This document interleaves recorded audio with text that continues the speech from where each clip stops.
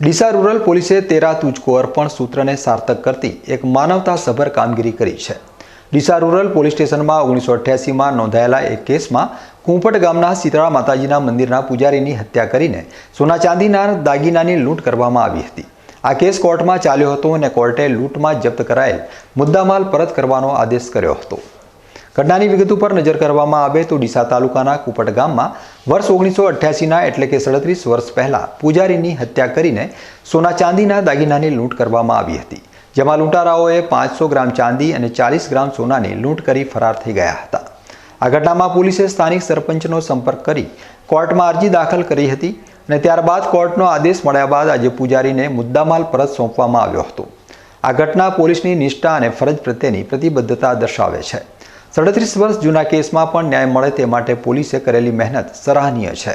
આ ઘટનાએ સાબિત કર્યું છે કે પોલીસ પ્રજાની મિત્ર છે અને જરૂર પડે હંમેશા મદદ માટે તત્પર રહે છે।